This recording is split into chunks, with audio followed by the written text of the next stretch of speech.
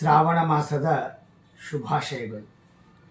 ಶ್ರಾವಣ ಮಾಸ ಎಲ್ಲ ಮಾಸಗಳಲ್ಲಿ ಉತ್ತಮವಾದ ಮಾಸ ಅದು ಶ್ರಾವಣ ಮಾಸ. ಶ್ರಾವಣ ಮಾಸ ಅದು ಶ್ರವಣ ಮಾಸ. ಅಂದರೆ ಶ್ರವಣವನ್ನು ಮಾಡುವುದು ಅಂದರೆ ಕೇಳುವ ಮಾಸ. ದೇವರ ಕಥೆಯನ್ನು ಕೇಳುವುದು, ಬೆಳಗ್ಗಿನಿಂದ ಆರಂಭ ಮಾಡಿಕೊಂಡು ದೇವತಾ ಕಾರ್ಯ, ದರ್ಶನ, ಭಜನೆ, ಪ್ರಾರ್ಥನೆ, ಒಳ್ಳೆಯ ಪ್ರಸಾದ ಸೇವನೆಯನ್ನು ಮಾಡ್ತಾ ಮನುಷ್ಯ ಜನ್ಮವನ್ನು ಸಾರ್ಥಕತೆಯ ಮಾಡುವ ಮಾಸವೇ ಅದು ಶ್ರಾವಣ ಮಾಸ. ಈ ವರ್ಷ 13ನೇ ತಾರೀಕು ಆಗಸ್ಟ್ 2026ರಿಂದ 11/9/2026ರವರೆಗೆ ಶ್ರಾವಣ ಮಾಸ ಇರುತ್ತದೆ. ಎಲ್ಲ ಮಾಸಗಳಲ್ಲಿ ಶ್ರಾವಣ ಮಾಸ ಅಂದರೆ ಹಬ್ಬಗಳ ಒಂದು ಸುರಿಮಳೆ. ಒಬ್ಬೊಬ್ಬರು ಒಂದೊಂದು ತರಹದ ದೇವತಾರಾಧನೆಯನ್ನು ಮಾಡಿ ಪುಣ್ಯವನ್ನು ಸಂಪಾದನೆ ಮಾಡಿಕೊಂಡು ತಮ್ಮ ಇಷ್ಟಾರ್ಥವನ್ನು ಪೂರ್ಣಗೊಳಿಸುವ ಮಾಸವೇ ಅದು ಶ್ರಾವಣ ಮಾಸ. ಶ್ರಾವಣ ಮಾಸ ಮೊನ್ನೆ 13ನೇ ತಾರೀಕು ಪ್ರಾರಂಭವಾಗಿದೆ, ಗುರುವಾರ ದಿವಸ. 14ನೇ ತಾರೀಕು ಶುಕ್ರವಾರ ಮಹಾಲಕ್ಷ್ಮಿ ಸ್ಥಾಪನೆ ಮಾಡುವ ಒಂದು ಒಳ್ಳೆಯ ಸುಯೋಗದ ಮುಹೂರ್ತ. ಶುಕ್ರವಾರ ದ್ವಿತೀಯ ಲಕ್ಷ್ಮೀ ಸ್ಥಾಪನೆಗೆ ಯೋಗ್ಯವಾದದ್ದು. ಹೆಣ್ಣು ಮಕ್ಕಳು, ಸ್ತ್ರೀಯರು, ಭಾರತೀಯರ ನಾರಿಯರು ಲಕ್ಷ್ಮೀ ಪೂಜಾ ಮಾಡ್ತಾರೆ ಶುಕ್ರವಾರಕ್ಕೊಮ್ಮೆ. ಅವರು ಲಕ್ಷ್ಮೀ ಪೂಜಾ ಮಾಡ್ತಾರ, ಸೀರೆ ಏರಿಸ್ತಾರ, ಗೆಜವಸ್ತ್ರ ಏರಿಸ್ತಾರ. ಅದಕ್ಕಾಗಿ ಅವರಿಗೆ ವಸ್ತ್ರದ ವೈಭವವನ್ನು ಆ ದೇವಿ ತಾಯಿ ಕರುಣೆ ಮಾಡಿದ್ದಾಳೆ. ನೋಡಿ, ಎಲ್ಲರ ಮನೆಯಲ್ಲಿ ಎಲ್ಲ ಹೆಣ್ಣು ಮಕ್ಕಳು ಪ್ರಾಯ ಲಕ್ಷ್ಮೀ ಪೂಜಾ ಮಾಡ್ತಾರೆ. ಪುರುಷರು ಪ್ರಾಯ ಲಕ್ಷ್ಮೀ ಪೂಜಾ ಮಾಡೋದು ಕಡಿಮೆ. ಅದಕ್ಕೆ ವಸ್ತ್ರದ ವೈಭವ ಇರೋದು ಅದು ಹೆಣ್ಣು ಮಕ್ಕಳಿಗೆ ಮಾತ್ರ. ಎಲ್ಲರ ಮನೆಯಲ್ಲಿ ಟೇಜ್ರಿ ಬೀರು ತೆಗೆದ್ರೆ ದಬಾ ದಬಾ ದಬಾ ಸೀರೆ ಬೀಳ್ತಾ ನೋಡ್ರಿ. ಯಾಕೆ? ಲಕ್ಷ್ಮೀ ಪೂಜಾ ಮಾಡಿದ್ದಾರೆ, ಲಕ್ಷ್ಮಿಗೆ ಸೀರೆ ಕೊಟ್ಟಿದ್ದಾರೆ, ಏರಿಸಿದ್ದಾರೆ, ಗೆಜ್ಜೆ ವಸ್ತ್ರ ಏರಿಸ್ತಾರೆ. ಅದಕ್ಕಾಗಿ ತಾಯಿ ಹೆಣ್ಣು ಮಕ್ಕಳಿಗೆ ಸೀರೆಗಳನ್ನು ಹೆಚ್ಚಾಗಿ ಕೊಡ್ತಾರೆ. ಪುರುಷರು ಹೆಚ್ಚಾಗಿ ಪೂಜೆ ಮಾಡೋದಿಲ್ಲ. ಟೇಜ್ರಿ ತೆಗೆದ್ರೆ ದಬಾ ದಬಾ ಸೀರೆ ಬರುತ್ತಾ ಹೊರತಾಗಿ ಪ್ಯಾಂಟು, ಅಂಗಿ, ಶೆಲ್ಲೆ, ಧೋತ್ರ ಇವು ಯಾವೂ ಬೀಳೋದಿಲ್ಲ. ಗೂಟಕ್ಕೆ 1-2 ಅಷ್ಟೇ ಇರ್ತಾವೆ. ಅಂಗಿ 1-2 ಪ್ಯಾಂಟು, 1 ಲುಂಗಿನೋ ಅಥವಾ ಧೋತ್ರ ಅಷ್ಟೇ ಇರ್ತಾವೆ. ಅದಕ್ಕೆ ವಸ್ತ್ರದ ವೈಭವ ಅದು ಹೆಣ್ಣು ಮಕ್ಕಳಿಗೆ ಬಂದದ್ಲಿಕ್ಕೆ ಕಾರಣ ಅದು ಲಕ್ಷ್ಮೀ ಪೂಜಾ ಮಾಡಿದ್ದರಿಂದ. ಅದಕ್ಕಾಗಿ ಶ್ರಾವಣ ಮಾಸ ಲಕ್ಷ್ಮಿಯ ಒಂದು ಸ್ಥಾಪನೆ 14ನೇ ತಾರೀಕು. ಅದೇ ರೀತಿಯಾಗಿ 16ನೇ ತಾರೀಕು ವಿನಾಯಕ ಒಂದು ನಾಗಚೌತಿ.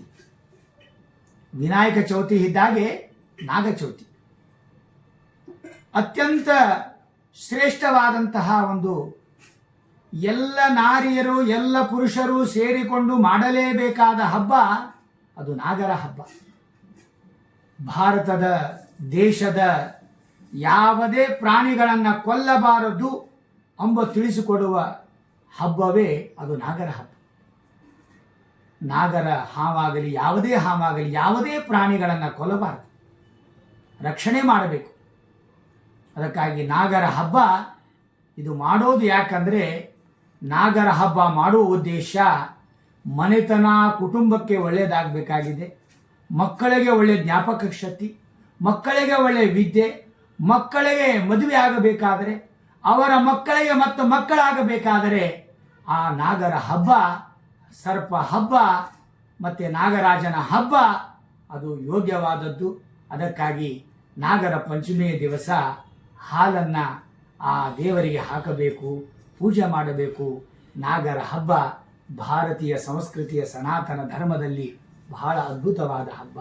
ಅದಕ್ಕಾಗಿ ನಾಗರ ಹಬ್ಬವನ್ನು 17ನೇ ತಾರೀಕು ಸೋಮವಾರ ಬರ್ತಾ ಇದೆ.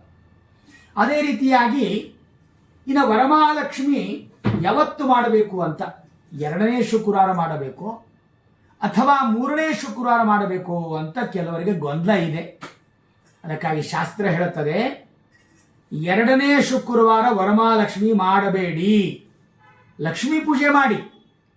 ಅದೇ ವರಮಹಾಲಕ್ಷ್ಮಿ ಪೂಜಾ 3ನೇ ಶುಕ್ರವಾರ ಅಂದರೆ 28ನೇ ತಾರೀಕು ವರಮಹಾಲಕ್ಷ್ಮಿ ಹಬ್ಬವನ್ನು ಆಚರಣೆ ಮಾಡಬೇಕು ಅಂತ ಅನೇಕ ಗ್ರಂಥಗಾರರು, ಅನೇಕ ಪಂಚಾಂಗ ಕರ್ತೃಗಳು ಅನೇಕ ಪ್ರಮಾಣಗಳನ್ನು ಸಂಗ್ರಹ ಮಾಡಿ 2ನೇ ಶುಕ್ರವಾರ ವರಮಹಾಲಕ್ಷ್ಮಿ ಮಾಡಬೇಡಿ, 3ನೇ ಶುಕ್ರವಾರವೇ ವರಮಹಾಲಕ್ಷ್ಮಿ ಹಬ್ಬ ಮಾಡಿ ಅಂತ ಅನೇಕ ಪ್ರಮಾಣಗಳ ಪುರಸ್ಸರವಾಗಿ ನೋಡಿ ಗ್ರಂಥಾವಲೋಕನೆಯನ್ನು ಮಾಡಿ ಪಂಡಿತರಿಂದ ಕುಳಿತು ವಿಮರ್ಶೆ ಮಾಡಿ ನಿರ್ಣಯ ಬಂದದ್ದು 3ನೇ ಶುಕ್ರವಾರ ವರಮಹಾಲಕ್ಷ್ಮಿ ಮಾಡಿ ಅಂತ ಹೇಳಿದ್ದಾರೆ. ಅದೇ ರೀತಿಯಾಗಿ ಇನ್ನು ಮುಂದೆ ಗುರುಗಳ ಹಬ್ಬ 30 ತಾರೀಕು, ರಾಯರ ರಾಘವೇಂದ್ರ ಸ್ವಾಮಿಯವರ ಆರಾಧನೆ, ಗುರುಗಳ ಬೇಕ್ರಿ ಎಲ್ಲಕ್ಕೂ. ಆದ್ದರಿಂದ 30ನೇ ತಾರೀಕು ಮಂತ್ರಾಲಯ ಪ್ರಭುಗಳ ಆರಾಧನೆ, ಮತ್ತು 4ನೇ ತಾರೀಕು ಕೃಷ್ಣ ಜಯಂತಿ ರೀ.